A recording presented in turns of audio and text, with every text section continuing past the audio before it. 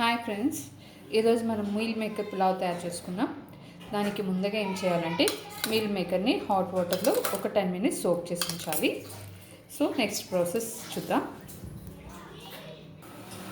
Meal మేకర్లో ఉన్న water అంతా పిండేసి వేసుకోవాలి.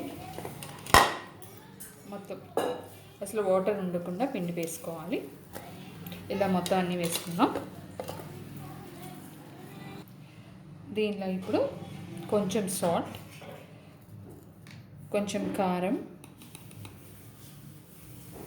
కొంచెం పసుపు,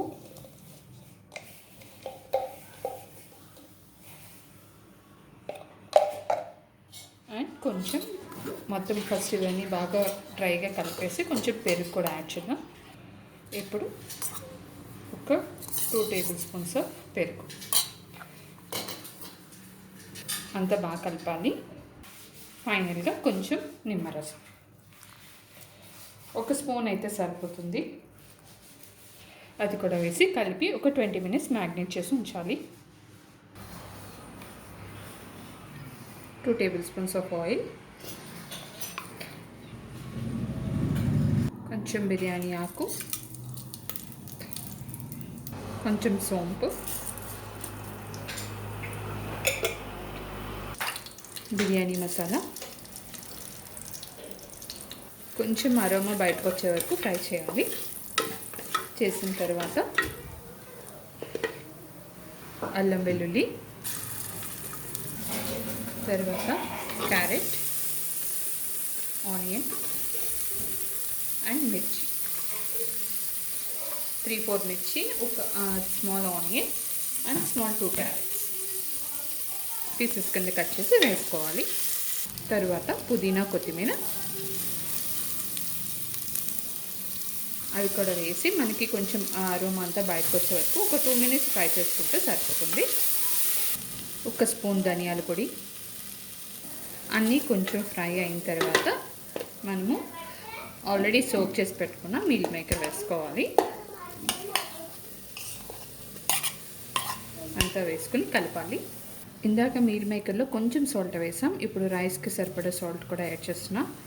కొంచెం సాల్ట్ వేసి ఇంకొంచెం కర్డ్ యాడ్ చేస్తున్నాను. పెరుగు ఒక 2 to 3 tablespoons. ఒక 2 minutes ఉంటే మసాలా అంతా అన్నిటికీ బాగా పట్టుకుంటుంది.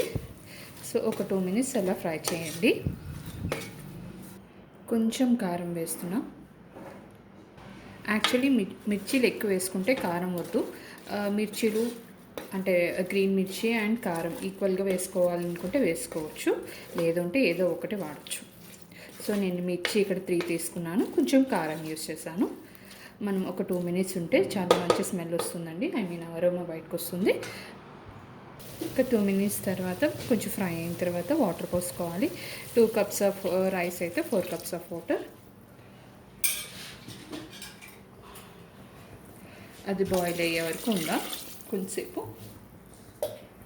మీరు వాటర్ పోసిన తర్వాత ఒకసారి సాల్ట్ చెక్ చేసుకోండి. యాజ్ పర్ యువర్ రిక్వైర్మెంట్, అంటే కొంచెం సాల్ట్ తక్కువ అయితే యాడ్ చేయండి. సో వాటర్ బాయిల్ అయిన తర్వాత నార్మల్ రైసే తీసుకున్నానండి, నేను 2 cups తీసుకున్నాను. సో అది వేసేద్దాం. ఇప్పుడు ఇందులో నిమ్మకాయ, ఒక హాఫ్ నిమ్మకాయ. కంపల్సరీగా సాల్ట్ మాత్రం చెక్ చేసుకోండి. అండ్ ఇది కొంచెం బాయిల్ వచ్చిన తర్వాత కుక్కర్ మూత పెట్టి ఒక 3 whistles వేయించాలి.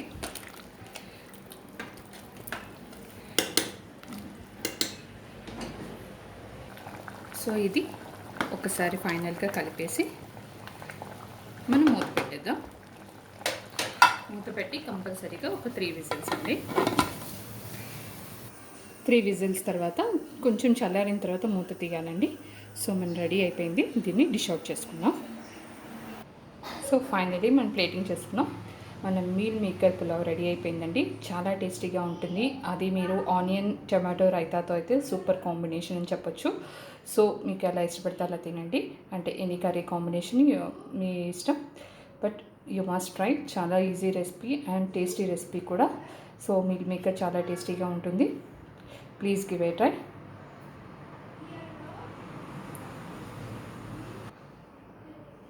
మీకు నా రెసిపీస్ నచ్చినట్టయితే లైక్ చేయండి, షేర్ చేయండి, and please subscribe my channel.